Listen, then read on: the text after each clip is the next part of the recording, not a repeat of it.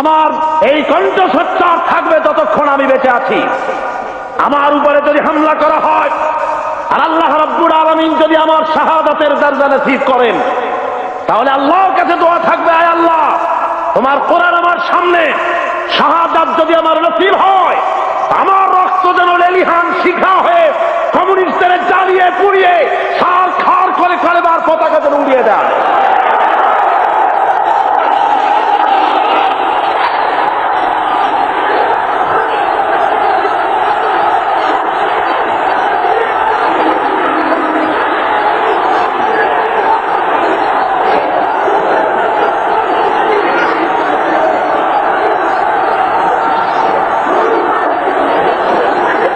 আমার আল্লাহ রাব্বুল আলামিন সাফ করে বলেছেন, জমিন হলো আল্লাহ, এই জমিনে আপনারা কোরআনের রাজ কায়েম করার জন্য প্রস্তুত আছেন? জোরে বলেন আছেন? যদি জেলে যাওয়া লাগে যাবেন, যদি ফাঁসির মঞ্চে চড়া লাগে চড়বেন। আমি মুসলমান আল্লাহর ফুল, আমাকে প্রস্ফুটিত হওয়ার জন্য ভোরের বাতাসের দরকার নাই। আমার জন্য দরকার বদরের, ওহদের শহীদের রাঙা একটা জামার দরকার। ওই শহীদের রক্ত ভেজা জামা যদি আমার গায়ে দেওয়া হয়, সারা বিশ্বে আমি বিস্ফোরিত হয়ে পড়ব।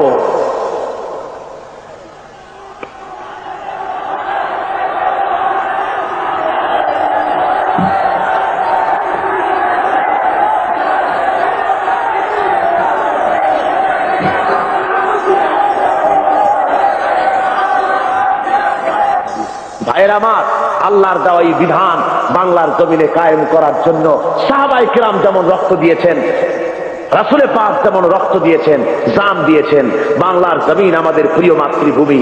এই জমিনে আল্লাহর দেওয়া বিধান কায়েম করতে যদি রক্ত দেওয়া লাগে, জান দেওয়া লাগে, দিবেন আপনারা? দিবেন আপনারা? আমি আজকে এই মাহফিলে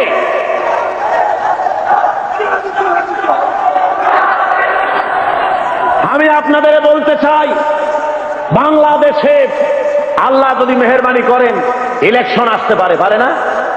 পারে কিনা? আল্লাহ মেহেরবানি করলে ইলেকশন আসবে, কিন্তু সেই ইলেকশন আসলে পরে গণতান্ত্রিক পদ্ধতিতে আল্লাহর দ্বীন কায়েম হওয়ার পথ আছে, সুযোগ আছে। যে কোন আদর্শকে সফলতার শীর্ষে পৌঁছে দেওয়ার জন্য দুইটা পথ, একটা বিপ্লব আর একটা হলো গণতন্ত্র। বিপ্লবের পথ রক্ত পিচ্ছিল, আর গণতন্ত্রের পথ সহজ এবং সাবলীল। আমাদের দেশে গণতন্ত্রের পরিবেশ আছে, আছে না? গণতন্ত্রের পরিবেশ আছে। এই গণতান্ত্রিক পরিবেশে যদি গণতন্ত্র আসে, ইলেকশন যদি হয়, তাহলে এবারের ভোটগুলি যাবে কোথায়? কাদের কাছে যাবে? ধরে বলেন, ইসলামের কাদের কাছে দিবে? কিন্তু বসন্তের কোকিল আছে এক রকমের। বসন্তের কোকিল চেনেন? নাম শুনছেন, চেনেন না? বসন্তের কোকিল কারে বলে? সারা বছরে খোঁজ নাই, বসন্তের সময় কু কু করে, ঠিক কিনা? ইলেকশন আসতে পরে এক শ্রেণীর হুজুর আসবেন, সারা বছর রাজনৈতিক ময়দানে নাই, জেলে নাই, জরিমানায় নাই, কোথাও নাই। অতদলীয় মোর্চা, অতদলীয় নেতা, লোক নাই, জন নাই, এসে পাগড়ি মাথায় দিয়ে বলবে, ইসলাম গেল, আসুন আপনারা সবাই ভোট দিয়ে আমারে প্রেসিডেন্ট বানাই দেন। এরকম হুজুর, এ ধরনের পীর সাহেব, এ ধরনের কোন মৌলানা সাহেব দাঁড়াই দিতে পারে, আমারে ভোট দেন। এখন বলেন, যে লোকটার কোনো অফিস নাই, লোক নাই, কর্মী নাই, কিছু নাই, ইলেকশনের জন্য দাঁড়াইলো, আপনি বরকতের জন্য ভোট দিলেন, ইসলামের ভালো হবে না ক্ষতি হবে? জোরে বলেন, কি হবে? এই নেতা তো হুজুর সাল্লাল্লাহু আলাইহি ওয়াসাল্লামকে বানাইতে চাইছিল আবু জেহেল। নেতারা বানাইতে চাইছিল, হুজুরকে নেতৃত্ব দিতে চাইছিল না? হুজুর নেতৃত্ব নিয়েছিলেন?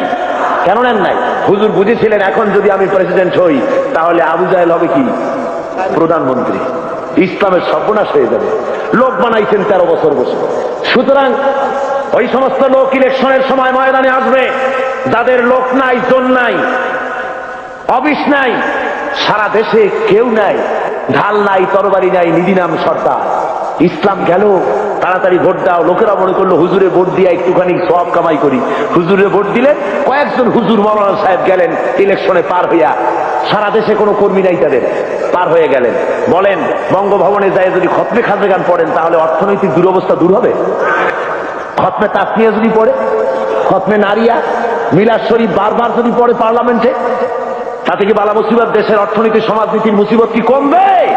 কমবে না, বরং সেখানে আপনাকে এই কাজ থেকে আপনাকে বিরত থাকতে হবে, দেখতে হবে কারা দাঁড়িয়েছে। অনেকে আমাকে বলেন, হুজুর বলেন তো ইসলামের কথা, কিন্তু দল তো অনেক, কোন দলে যাব? ইসলামের নামে কত দল, কোন দলে যাব? আমি জিজ্ঞেস করি, দল বলতে বোঝেন নাকি?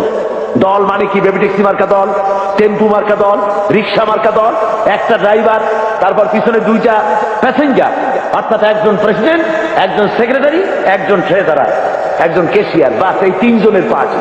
সারা দেশে অফিস নাই, লোক নাই, জোন নাই, এগুলো দল হইল? জোরে বলেন, এগুলি দল হলো? অমুক ইসলাম তমুক ইসলাম দিল একটা নাম দিয়ে জনমের মতো। ইলেকশন আসতে পরে প্রেসিডেন্টের কাছ থেকে, সরকারের কাছের থেকে টাকা খাইয়া ইলেকশনের জন্য দাঁড়ায় যায় পাগল ছাগল, ঠিক কিনা কয়? জোরে বলেন, সত্য কিনা? আমি বলি, মিয়া দল যদি দেখতে হয়, অনেকে বলে যে কোন দলে যাব, তা আমি বলি যে বাজারে যখন ইলিশ মাছ কিনতে যান, ইলিশ মাছ কি শুধু এক দোকানে পাওয়া যায় না অনেক দোকানে পাওয়া যায়? তো আপনি অনেক দোকানে ইলিশ আছে বলে বাড়ি যেয়ে বলেন নাকি বউকে যে বাজারে তো গেছিলাম মাছ কিনতে, কিন্তু ইলিশ পাওয়া যায় বহু দোকানে, রাগ করে কোনো দোকান দিয়ে কিনি নেই।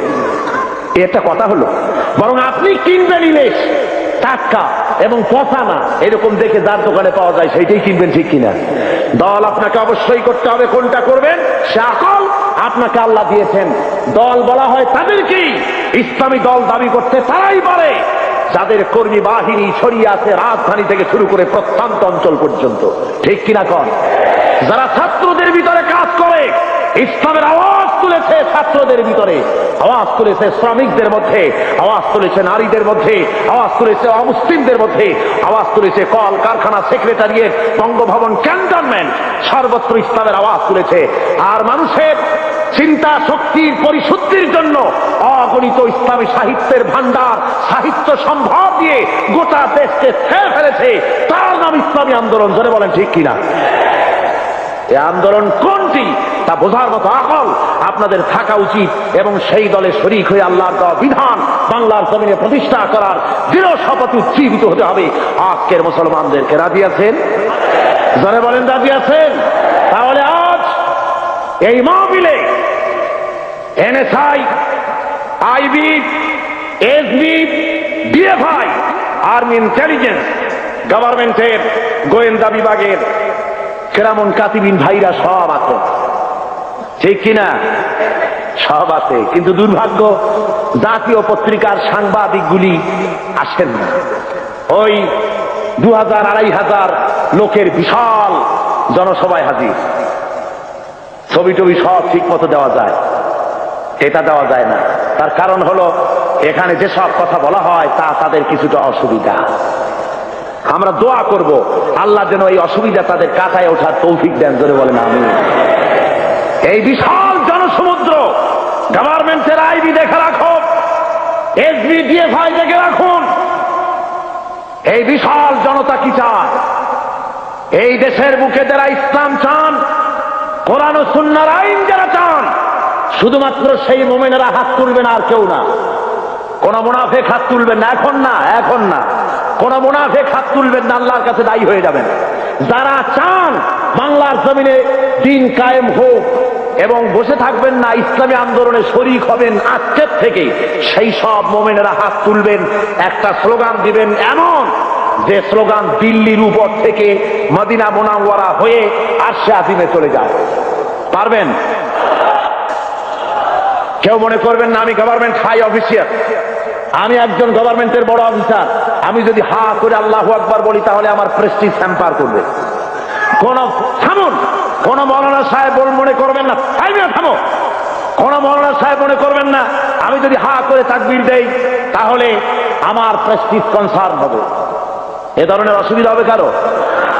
আলেম, পীর, বুজুর্গ, অফিসার, শিক্ষক, ছাত্র, শ্রমিক, মেহনতি জনতা, সমস্ত মানুষ এক মুহূর্তের ভিতরে গায়ের সমস্ত শক্তি গলার কাছে নিয়ে আসেন। জীবনের শ্রেষ্ঠ একটি স্লোগান দিবেন, সারা জীবনের শ্রেষ্ঠ একটি স্লোগান, এমন জোরে আওয়াজ তুলবেন কাফেরের কলিজা থরথর করে কাঁপবে। মুনাফিকি ছেড়ে দিয়ে ইসলামের কোলে চলে আসবে। পারবেন না?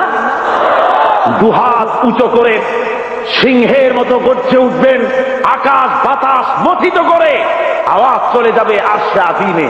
জোরে সরে দুহাত উঁচু করে সমগ্র শক্তি নিয়ে বলেন নারে তাকবীর।